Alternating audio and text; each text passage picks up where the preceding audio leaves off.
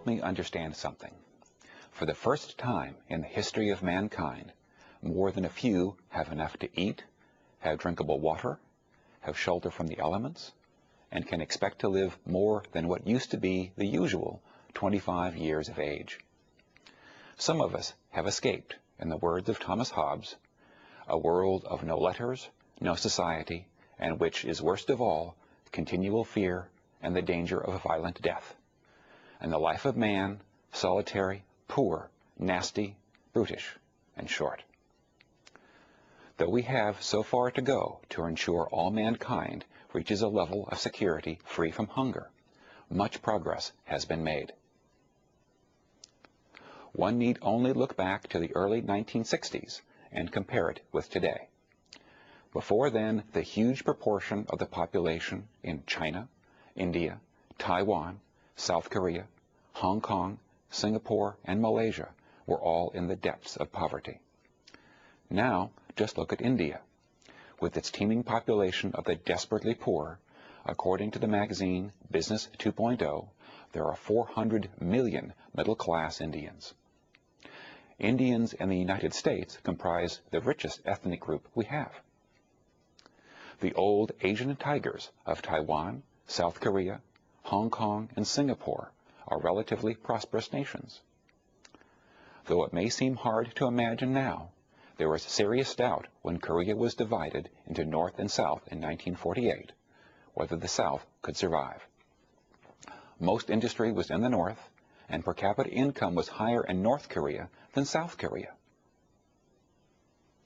On the other hand, we have increased depression, anxiety, and fear about the future among those whose basic needs have been met their entire lifetime. How can this be, given this unprecedented prosperity in the world? What are its causes? How do we know it is affecting us? And what are its implications for work? And most importantly, what can we do about it? Let's refer to our basic pillars of security. Let us imagine how the world was for those who lived a few hundred years ago.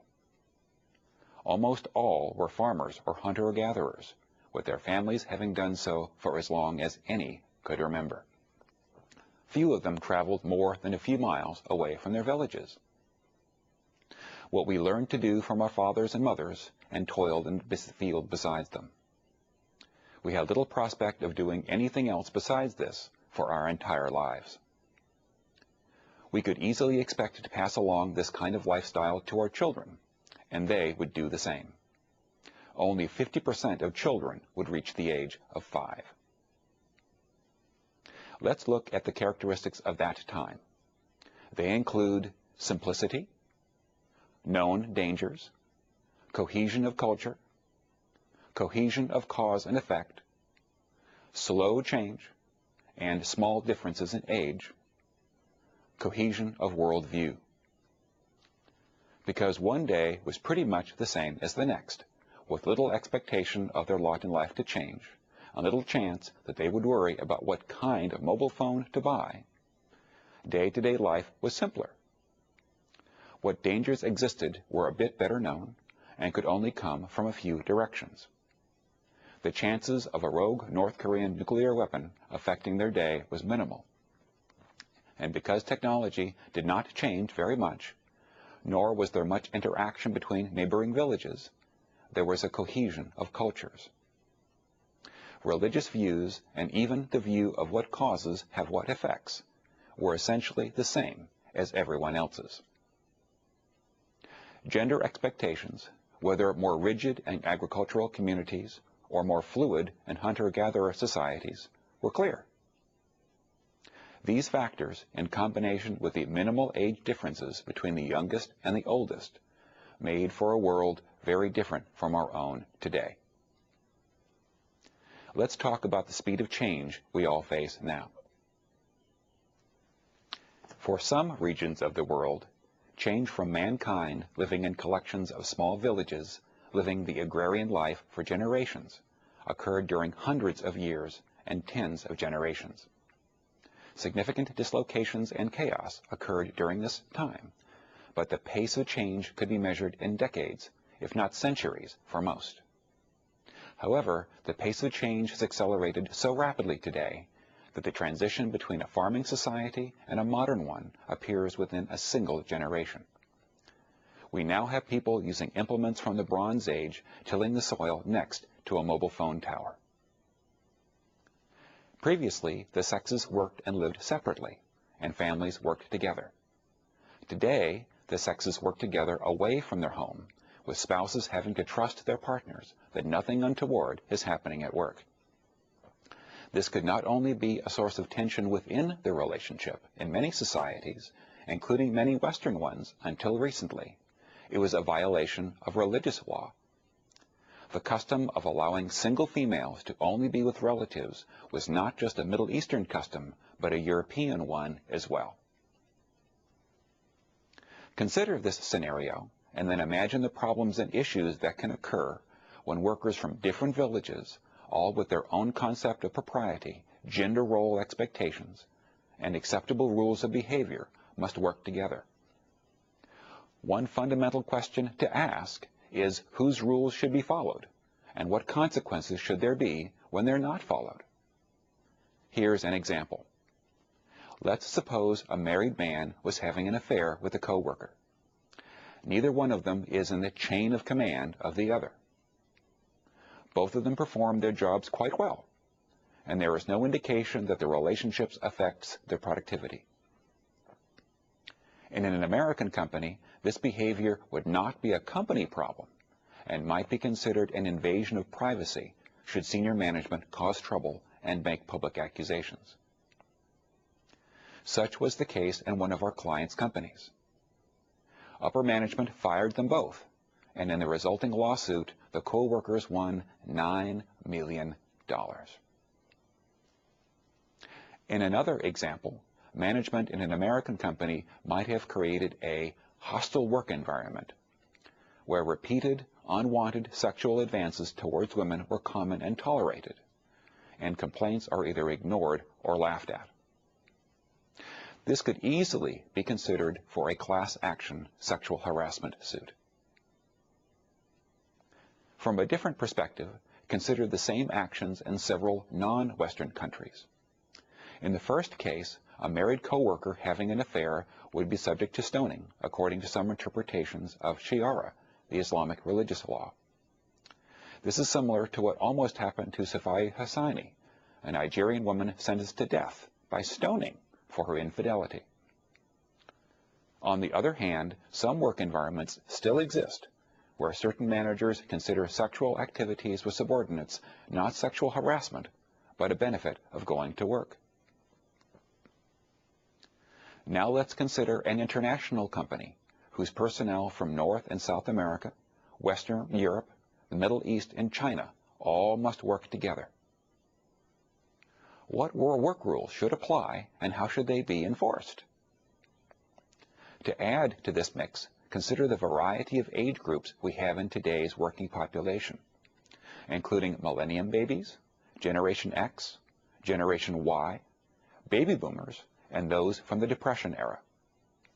Some of these generations who are younger may be supervising older workers. To add to this, some countries have over 70% of their population under 25 years of age, with the emotional volatility that comes with this reality. While such diversity can often increase the effectiveness of an organization, it can also be detrimental. Diversity is another way of saying that people don't have something in common with each other. As a result, such diversity can make communication difficult, and accidental hostilities can happen when those different viewpoints conflict and clash. All of these factors cause uncertainty, and with that uncertainty comes one of the major problems in the workplace: stress. To start, we will define a couple of concepts: stressors and the general adaptation syndrome. Stressors are events in the environment that potentially could cause harm or create opportunity for a person, group, or organization. If we were talking about an individual, such stressors could include pollution, violence, loss or gain of a job, divorce, a sudden increase or decrease in income. For groups, these stressors could include achieving a project milestone, gaining or losing a member, a changed mission and purpose, or a new customer. For organizations, stressors could include the offer of a private equity firm to buy out the company, the sudden gain or loss of a customer, changing CEOs. Please notice I said stressors, not stress. Stress is a potential reaction to stressors. There is not an automatic or necessarily autonomic reaction to those stressors. Now, let's talk about general adaptation syndrome, or what is usually called fight or flight. Our bodies are well adapted to dealing with immediate danger. And regardless of the source of danger, we all respond physiologically the same way. Danger is identified, adrenaline is released, and we get ready to put up our dukes or run away. Heart rate, blood pressure, and breathing all increase. We tend to think differently as well. Fine details tend to be ignored, and the most salient of perceptions are recognized. Though this reaction may have been useful in the past, it may be maladaptive or counterproductive now. One of the more peculiar facts is that our bodies produce the same gross physiological reactions, whether the change is perceived as positive or negative. If our bodies react the same way to good news and bad, we need a different way of describing our reactions to these stressors.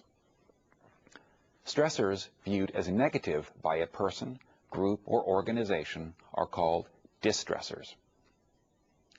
Stressors viewed as positive events are called eustressors. Distressors and eustressors can be broken down into two types, chronic and episodic.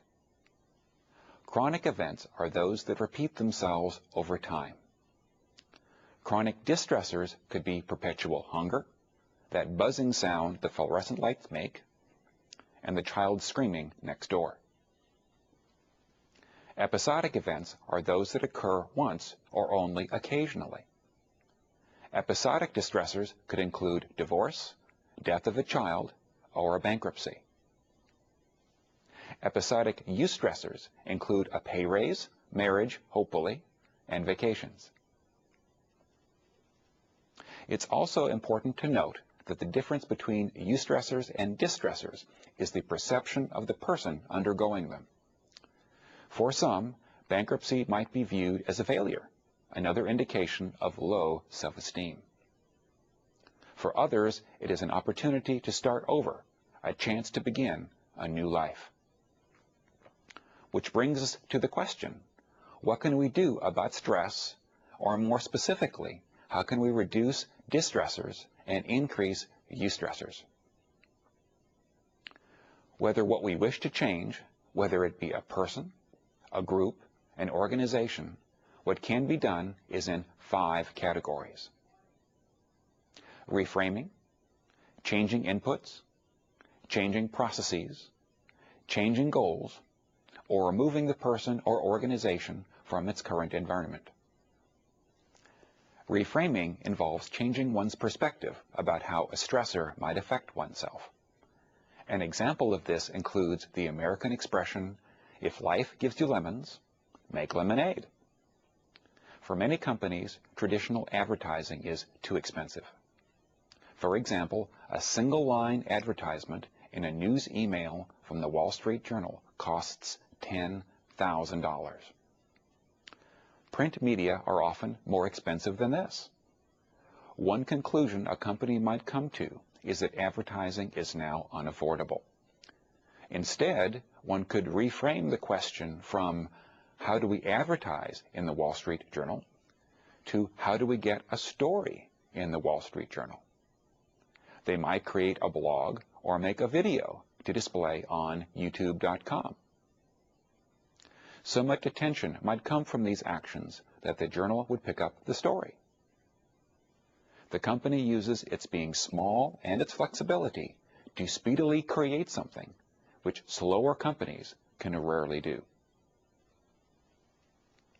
In addition to reframing, one can also change the inputs to the system. A person may not be able to change how their spouse behaves, nor how they change their reaction to their behavior. On the other hand, they could change the inputs to the system by divorcing the spouse. A company can fire a customer and refuse to do further business with that customer. Changing how the person or company goes about his business can also affect reactions to stressors. For an individual, yoga and meditation may help. For an organization, internal work processes such as tools using Six Sigma may achieve much the same thing. Even the jobs inside a company can be restructured, as I will explain in another module. Similarly, people and organizations may also choose to change their goals and objectives. They may not be able to change how well the economy is run, but they could change their expectations, either higher or lower, in what they can achieve. To accomplish these changed goals, they may need to significantly change internal work processes, as just described. Lastly, people and organizations may just leave. If the local economy is not going well, they might move to an environment that offers more opportunity. Certainly, the largest example of this is the movement of rural Chinese to the cities. Boeing Aerospace used to be quite wedded to Seattle, Washington. But because of a change in its missions and goals, senior management decided to move the company from a location where it had been from its inception to a very different environment, Chicago, Illinois. So as we can see, stress in the workplace has a variety of causes and a variety of actions that might reduce it. As we shall see in another module, organizations can act in a variety of ways to improve satisfaction, productivity, and decrease distress. In conclusion, we must all find ways to adapt to our accelerated pace of global change with new attitudes, preferences, and learning strategies that reinforce our sense of security, our faith in a brighter future, and the spirit of happiness and satisfaction with what life offers us. Thank you.